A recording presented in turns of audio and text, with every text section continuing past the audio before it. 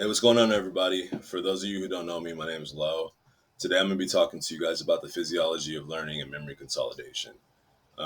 My objective for this presentation was to learn the best science-backed study techniques and apply that towards nursing school once I get into nursing school, and to also give this information that I've learned to anyone who may be interested in these types of topics. So hopefully you guys can get something from this presentation. And with that being said, let's jump right in. Upon completion of this presentation, students should be able to identify extremely effective techniques, be able to identify techniques that don't work and are a waste of time, understand why we procrastinate, and be able to combat procrastination, and then recognize the importance of sleep and active rest and memory consolidation.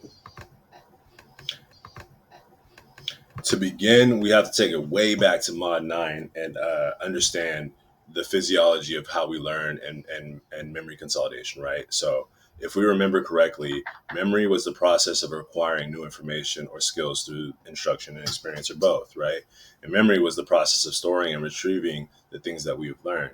Well, when we first store those things that we've learned, we store them as in the prefrontal cortex as short-term memory, and those short-term memories have to be moved from the prefrontal cortex. They have to be moved via a process called memory consolidation to long-term memory.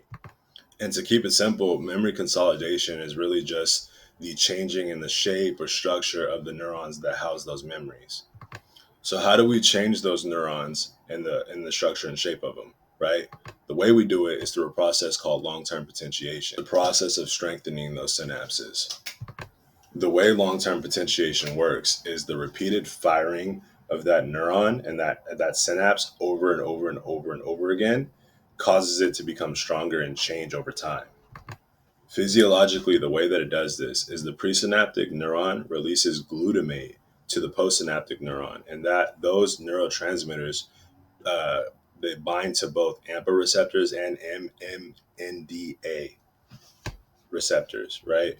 Um, but the NMDA receptor isn't going to open because there's a voltage gate, a magnesium ion that's blocking the entrance of sodium and calcium into the cell. So what happens is the AMPA receptor is going to open due to the glutamate binding to its receptor. It's going to open and allow sodium into that postsynaptic neuron, right, causing a slight depolarization. Well, nothing's going to happen on that NMDA receptor at all until it reaches a certain voltage to remove that magnesium ion. Once that magnesium ion is removed, both sodium and calcium are going to enter the postsynaptic neuron, and that's where the magic happens, essentially, right? Calcium, once it enters the cell, is going to have a cascade of events, is going to cause a cascade of events to happen that ultimately lead to the strengthening of that synapse.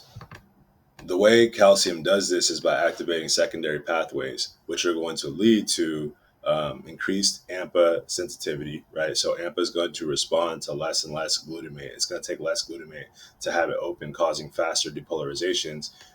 It's going to affect the nucleus of the postsynaptic neuron by affecting gene expression and having new AMPA receptors and more AMPA receptors in the cell membrane to pick up and cause faster depolarizations.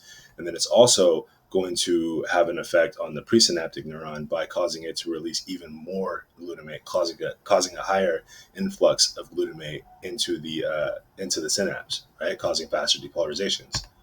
And altogether, these mechanisms result in stronger and more powerful synaptic connections, which ultimately leads to quicker and more powerful neuron firing for memory recall. Understanding the physiological mechanisms of long-term potentiation and memory consolidation are going to help you to pick the study techniques that actively engage these processes. So, what are these study techniques, right? Well, time and time again, over the entirety of my research, retrieval practice has been the most profound and most abundant practice that I've seen, or technique that I've seen. This method involves repeated testing, which is going to strengthen the neural connections in the brain. The next study technique that is extremely beneficial is spaced repetition, Research shows throughout my entire everything that I've researched that it is 100% better, hypothetically, if you're only going to study 8 hours, to study for 1 hour 8 days each and every single day before the exam rather than studying 8 hours before the exam the next day. This plays on your brain's ability to recall information, strengthening those synapses. And the last technique that I want to talk about is called the Feynman technique. It's what I've been using this entire semester, and it's done me pretty well so far. Essentially, what you're doing is you're taking the information that you learn and you're trying to teach it to someone who either has no idea about any of the topics that you're learning, or to a child, and you're simplifying these topics in order to get a foundational understanding for yourself.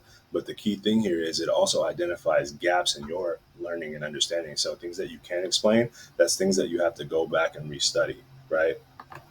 So, what about the things that don't work, right? Summarization techniques were one of the worst. So, they weren't the absolute worst, but they were pretty bad. Just summarizing ideas and they don't consistently fire those neurons in your brain, which don't lead to long term potentiation. You just get used to it and it just plays on the simple aspect of what you summarize. You don't actually gain any understanding or foundation from it. Highlighting the same exact thing happens, right? You just highlight things and you remember what you highlighted, if you even remember that, but it doesn't actually activate those neural circuits going on in your brain, contributing to long-term potentiation. And by far, the absolute worst one was frequent rereading. How many of us have actually sat down and read a page over and over and over and not understood a single thing that we've read, right? Rereading, you read it once and your brain remembers it as just that once, and then you get fogged over and glazed as you read it over and over. That consistently was the worst one throughout the entire research that I've done. So now that we know the do's and don'ts, we need to talk about the elephant in the room. How do we actually get started studying? So we're going to talk about procrastination. Procrastination is influenced by ineffective time management skills. So, one technique that I found that really helps me as far as combating procrastination is the Pomodoro technique, right? So, what the Pomodoro technique consists of is you're going to say you want to study 2 hours, right? Well, rather than having a daunting 2 hours, what you're going to do is you're going to sit down for 25 minutes 4 times, right? And you're going to take a 5 minute break in between.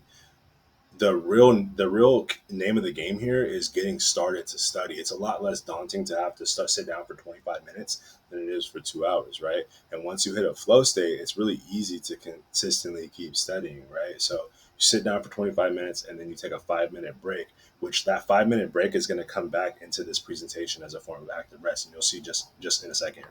So now let's delve into how sleep and active rest have a profound effect on memory consolidation. So the way that this plays into the active rest of the Pomodoro technique is the brain is going to, during those active rests, the brain is consolidating the knowledge that you just learned, right? So when you're initially learning it, it's building those connections, but when you're actively resting, the brain is consistently replaying those over and over, strengthening the actual synapse itself. So that's arguably more important than the learning. The learning obviously is important, but actually resting and taking breaks in between studying is extremely efficient and important as well.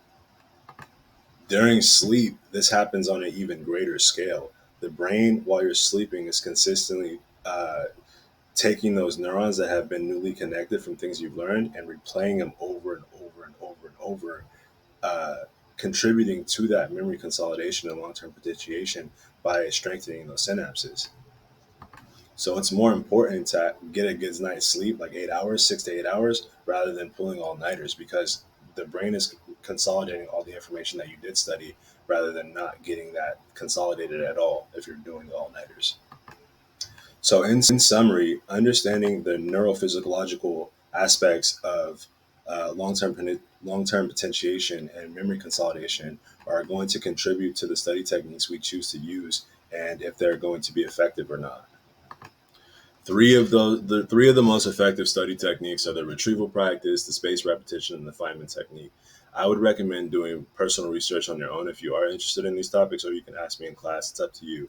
The ones that suck, respectfully, are summarization, highlighting, and rereading. They are a waste of time, essentially. Like, they have aspects of them that are good, but as far as long-term potentiation and memory consolidation, they have extremely limited effects, and there's plenty of research to prove that.